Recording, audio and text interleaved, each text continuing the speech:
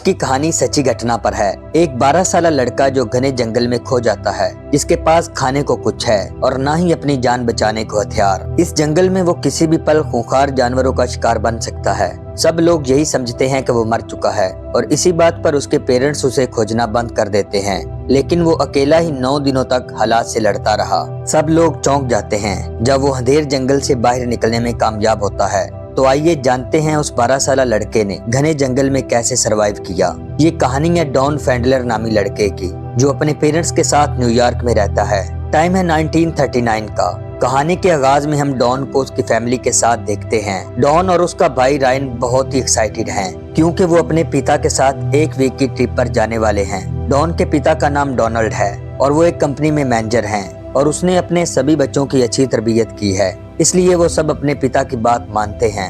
रात खाने पर डोनाल्ड अपने बच्चों को बताता है कि किसी जरूरी काम की वजह से वो ट्रिप पर नहीं जा सकते। ये सुनकर बच्चों का मूड ऑफ हो जाता है, लेकिन वो डॉन से कहते हैं कि हम 2 दिन के ट्रैक पर जा सकते हैं और हमारी इंस्ट्रक्शंस के लिए हमारे साथ हेनरी नामी एक लड़का होगा। डॉन का मुंह उतरा हुआ है, क्योंकि वो एक हफ्ते की फिशिंग ट्रिप पर जाना चाहता था, इसलिए वो अपने पिता से नाराज होकर यहाँ से उठ जाता है। डॉन के पास कोई चारा नहीं और उसे सुबह होते ही अपने पिता और भाई के साथ जाना पड़ता है। वो सब अपनी गाड़ी में बैठकर माउंट कैटाडिन के लिए निकल पड़ते हैं। डॉन के अपने पिता के साथ रिलेशंस कुछ अच्छे नहीं, क्योंकि वो काम की वजह से फैमिली को टाइम नहीं दे पाते, इसलिए डॉन उनसे नाराज रहता है। कुछ ही घंटों बाद ये उस जगह पहुंच जाते हैं जहां से इनका सफर शुरू होने वाला है। हेनरी पहले से इन सब का इंतजार कर रहा होता है। हेनरी को देखकर बच्चे और भी पुरजोश हो जाते हैं। रात गुजारने के लिए ये जंगल में कैंप लगाते हैं, क्योंकि इन्हें अगली सुबह ट्रैकिंग के लिए जाना है। डॉन समझता है कि माउंट कैटाडिन पर चढ़ना आम बात है। इस पे हेनरी उसे बताता है कि पहाड़ पर कभी तुम्हें साफ आसमान दिखेगा और अगले ही पल काला अंधेरा, और रास्ते में तुम्हें ऐसी चट्टानें मिलेंगी जो तुम्हारे घर से भी बहुत बड़ी हैं। और कैटाडिन एक घने जंगल से घिरा हुआ है, जहाँ तुम्हारा एक गलत कदम तुम्हें मौत के मुंह में ले जा सकता है। हेनरी इन्हें बताता है कि पहाड़ के ऊपर परमोला रहता है, जो कि आदिवासियों का देवता है, जिसका सर 12 सिंगे का है और उसका शरीर इंसान का है। और आदिवासी पहाड़ को उसका घर समझते हैं और जिन्हें वो पकड़ लेता है वो कभी वापस नहीं आ पाते। डॉन और रायन हेनरी की बातें सुनकर डर जाते हैं। इसके बाद ये अपने कैंप में चले जाते हैं, जहाँ ये रात बसर करते हैं। जैसे ही सुबह की रोशनी फैलती है, ये सब पहाड़ की तरफ चल पड़ते हैं। हेनरी इन्हें इंस्ट्रक्शंस देता है कि हम सबको एक साथ रहना होगा और अगर तुम में से कोई भटक गया तो कभी घर नहीं जा सकेगा। हेनरी ने बताता है कि तुम्हें पेड़ों पे लगे सफेद निशान को फॉलो करना है, क्योंकि यही सीधा रास्ता है। शुरू में इन्हें ट्रैकिंग बहुत मजे की लगती है, लेकिन वो जैसे जैसे आगे बढ़ते हैं उनका रास्ता मुश्किल होने लगता है। यहाँ इन्हें कुछ लोग मिलते हैं जो ऊपर से वापस आ रहे होते हैं। वो इन्हें सलाह देते हैं कि तुम्हें अपनी रफ्तार बढ़ानी होगी, क्योंकि मौसम खराब हो रहा है। कुछ ही देर तक मौसम खराब हो जाता है। ये काफी आगे तक आ चुके हैं। आगे हमवार रास्ते के बजाय चट्टानें होती हैं। डोनाल्ड अपने बच्चों से कहता है कि आज के लिए इतना ही काफी है, क्योंकि मौसम मजीद बिगड़ रहा है। मगर डॉन नहीं मानता और अपने पिता से कहता है कि हम चढ़ाई पूरी करेंगे और अगर आपको हमारे साथ नहीं आना तो मत आइए। डोनाल्ड समझ जाता है कि डॉन अब रुकने वाला नहीं, इसलिए वो हेनरी को अपने बच्चों के साथ जाने को कहता है और हेनरी को रायन और डॉन का ख्याल रखने का बोलता है। ये तीनों जोश के साथ आगे बढ़ते रहते हैं। जब बारिश तेज हो जाती है तो हेनरी इन्हें वापस चलने को कहता है, जबकि रायन को ठंड लगने लगती है। पर डॉन अपनी जिद पर कायम रहता है और अपनी शर्ट रायन को देकर कहता है कि मुझे ऊपर तक जाना ही होगा। कुछ ही वक्त में ये तीनों टॉप पर पहुंच जाते हैं। रायन डॉन से कहता है कि अब हमें जल्दी से वापस जाना होगा, क्योंकि डैड हमारा नीचे इंतजार कर रहे हैं। डॉन कहता है कि तुम्हें हर वक्त घर जल्दी जाने की पड़ी रहती है, अगर तुम जाना चाहते हो तो अकेले चले जाओ। इस बात को लेकर इन दोनों में झगड़ा होने लगता है। बिजली के गरजने पे डॉन को लगता है कि परमूला आ गया है, इसलिए वो घबराकर अकेले ही भागना शुरू कर देता है और इसी कश्मकश में वो हेनरी और रायन से आगे निकल जाता है और बड़ी चट्टानों और विशाल दरख्तों के साये में खो जाता है। और जल्द ही उसे एहसास हो जाता है कि वो बिछड़ चुका है, इसलिए वो जोर जोर से आवाजें लगाने लगता है। वो पूरी ताकत से अपने साथियों को पुकारता है, मगर उसकी आवाज सुनने वाला कोई नहीं। जबकि दूसरी तरफ डोनाल्ड अपने छोटे बेटे के साथ बाकी लोगों का इंतजार कर रहा है। इसी बीच रायन और हेनरी यहाँ आ जाते हैं। रायन को घबराया हुआ देखकर डोनाल्ड को डॉन की फिक्र होने लगती है और जब उसे पता चलता है कि उसका बेटा खो चुका है तो वो हेनरी और रायन के साथ उसे ढूंढने लगता है। डोनाल्ड हेनरी को नीचे भेज देता है ताकि वो और मदद ला सके और खुद वो डॉन की तलाश में निकल पड़ता है। डॉन खौफनाक जंगल के बीचों बीच अकेला है। उसके चारों तरफ पेड़ों और खामोशी के सिवा कुछ भी नहीं।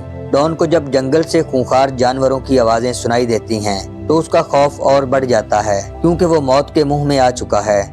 मुसलसल चलने की वजह से उसके पांव भी जख्मी हो जाते हैं। ये पहली रात है जिसमें डॉन घर से बाहर है और पहली बार उसे अपने पेरेंट्स की चिंता होती है। वो चाहता है कि वो बस एक बार अपनी माँ को देखे, लेकिन उसकी ये ख्वाहिश बेवकूफ़ी के सिवा कुछ भी नहीं होती। डॉन को रात यहीं इस जंगल में बितानी पड़ती है और वो यहीं सो जाता है, जबकि उसके डैड की सर्च टीम जंगल के घने अंधेरे में उसे ढूंढ रही है। देर गए तक इन्हें डॉन का कोई सुराग नहीं मिलता और आखिर डोनाल्ड को ये बुरी खबर अपनी वाइफ को भी बतानी पड़ती है कि ट्रैकिंग के दौरान उनका बेटा खो गया है। डॉन की जब आंख खुलती है तो वो अपने चारों तरफ जंगल को पाता है और उसे नहीं मालूम कि उसकी मंजिल क्या है, बस वो ये जानता है कि उसे चलना है। डोनाल्ड की वाइफ भी उसके पास आ जाती है। सर्च टीम का कैप्टन इन्हें बताता है कि हमने डॉन को सारी रात तलाश किया मगर वो नहीं मिला। डोनाल्ड की वाइफ कहती है कि आपको जहाज से डॉन को ढूंढना चाहिए था, जिस पे कैप्टन बताता है कि वो हमारे बस की बात नहीं, और वैसे भी कल रात पहाड़ पर कड़ाके की ठंड थी और हवा भी 40 मील की रफ्तार से चल रही थी। ये सुनकर डॉन के पिता कहते हैं कि तुम हमें ये बताने की कोशिश कर रहे हो कि डॉन जिंदा नहीं है। कैप्टन बोलता है कि हम हकीकत पे पर्दा नहीं डाल सकते, क्योंकि इस 1 लाख एकड़ पे फैले जंगल से निकलना आम बात नहीं। डोनाल्ड कहता है कि मैं इससे पहले भी अपने बच्चों के साथ ट्रैक पर जा चुका हूँ और मैंने उन्हें हमेशा यही सिखाया कि अगर कभी रास्ता भटक जाओ तो अपना होश मत खोना और हमेशा नदी के बहाव के साथ चलना, क्योंकि नदी किसी शहर या गांव तक ले ही जाएगी और जब हालात बस के बाहर हो जाएं तो बढ़ते रहना। डॉन अपने पिता की बात की तरह बढ़ता रहता है और उसे इस बात की कोई फिक्र नहीं कि अगले लम्हे क्या होगा, क्योंकि उसका काम चलते रहना है और वो ये काम अच्छे से करता है। डॉन को जंगल में आज दूसरी रात है और वो आज भी बेबस है।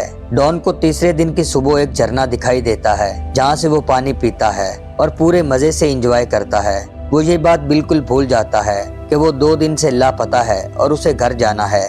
डॉन की माँ को उसकी बहुत चिंता होती है। जब उसे डोनाल्ड से पता चलता है कि डॉन अभी तक नहीं मिला तो उसका चेहरा फिर से उतर जाता है, लेकिन वो हाथ पर हाथ रख कर नहीं बैठती। वो फोन बुक से मुख्तलिफ न्यूज़पेपर वालों को फोन करती है और अपने बेटे डॉन के बारे में बताती है और मुख्तलिफ एनजीओ से उनकी हेल्प करने को कहती है ताकि उनका बेटा मिल सके। डॉन को खोए हुए 4 रोज बीत जाते हैं। जंगल में बहुत से लोग उनकी हेल्प करने पहुंच जाते हैं जो यहीं कैंपिंग करते हैं और दिन रात टोलियों की शक्ल में वो डॉन को तलाश करते हैं। डॉन की बात पूरी कंट्री में फैल जाती है और सर्च टीम के लिए वो एक सवाल बन के रह जाता है जिसे खोजना बहुत जरूरी है। डॉन के पांव पूरी तरह से शल हो जाते हैं मगर वो चलना नहीं छोड़ता। डॉन की तरह उसके पिता भी परेशान हैं क्योंकि वो पिछले 3 दिनों से सोए नहीं, इसलिए वो 5वें दिन रेस्ट करने घर चले जाते हैं और दोनों हस्बैंड वाइफ डॉन को याद करते हैं। डॉन को भयानक जंगल में आज 5वां दिन है। वो काफी घूम फिर के आगे आ चुका है। यहाँ उसे एक गुफा मिलती है जिसका दरवाजा टूटा हुआ है। वो एकदम से उसी तरफ दौड़ पड़ता है और आवाजें लगाता है। जब वो करीब आकर देखता है तो उसे पता चलता है कि ये गुफा कई सालों से खाली है और बरसों पहले यहाँ कोई हुआ करता था जो अब नहीं, लेकिन उसका सामान यहीं पड़ा है। डॉन को 5 दिन हो चुके हैं और उसने पत्तों के सिवा कुछ नहीं खाया और ना ही उसके पास खाना था। वो खाने के लिए फिश पकड़ने की कोशिश करता है, लेकिन टूल्स के बिना उसके लिए ये काम आसान नहीं। लेकिन भूख से बेहाल होकर वो कोशिश करना नहीं छोड़ता और आखिरकार वो अपनी शर्ट के जरिए फिश पकड़ने में कामयाब हो जाता है और ये उसके लिए यहाँ सबसे बड़ी खुशी है। वो आग जलाने की देर तक ट्राई करता है पर उसे मायूसी का सामना करना पड़ता है।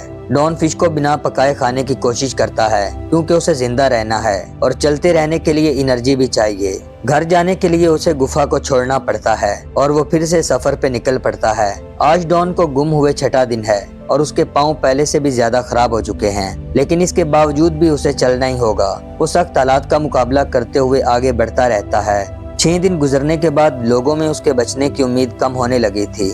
सबको यही लगने लगा कि डॉन शायद जिंदा ना हो। सर्च टीम को एक दरार से सड़ांत की बू आती है और सब यही समझते हैं कि शायद वो डॉन है। दरार का रास्ता बहुत तंग होता है और किसी बड़े शख्स का अंदर जाना पॉसिबल नहीं, इसलिए रायन दरार के अंदर जाने का कहता है। वो एक टॉर्च लेकर अंदर चला जाता है, लेकिन वहाँ किसी जानवर की लाश पड़ी होती है।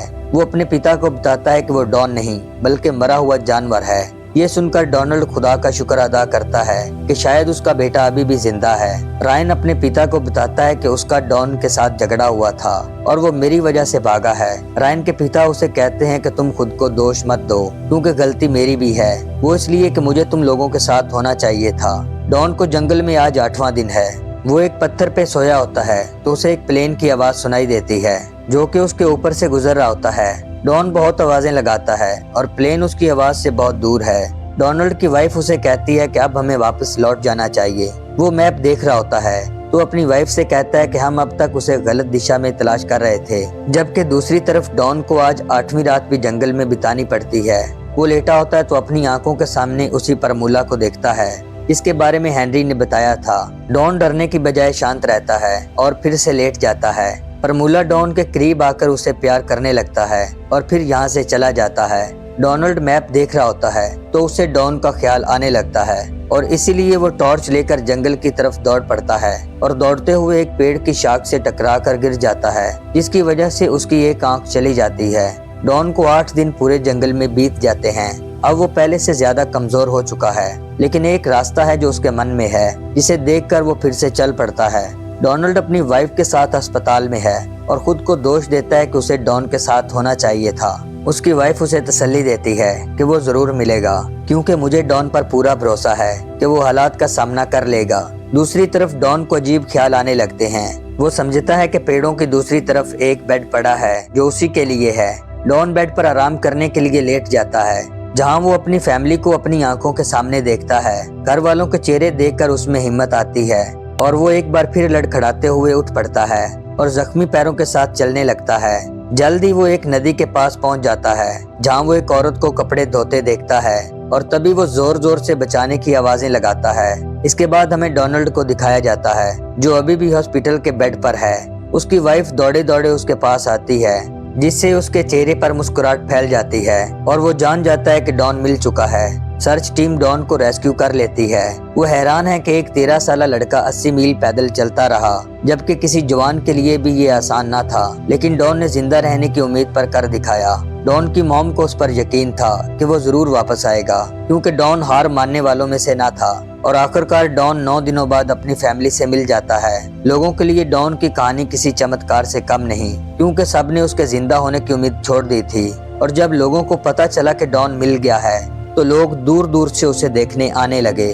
डॉन को एक व्हीलचेयर पर बिठाकर सीधे हॉस्पिटल लाया जाता है, जहां मीडिया और उसकी फैमिली उसका इंतजार कर रही थी। और फिर कुछ ही लम्हों बाद वो अपने डैड से मिलता है और ये मुलाकात दोनों बाप बेटे के लिए काफी इमोशनल हो जाती है, जहां डॉन अपने डैड से सॉरी भी बोलता है। दोस्तों, आज की कहानी एक सच्ची घटना पर मबनी थी, जिसमें बताया गया है कि किसी भी जंग को जीतने के लिए आप में जज्बा होना चाहिए। और डॉन फ्रेंडलर जज्बे की एक सच्ची मिसाल है, जिसने अपने इरादे से वो कर दिखाया जो किसी भी शख्स के लिए आसान नहीं था। आपको आज की कहानी अच्छी लगी हो तो लाइक और सब्सक्राइब कर दें।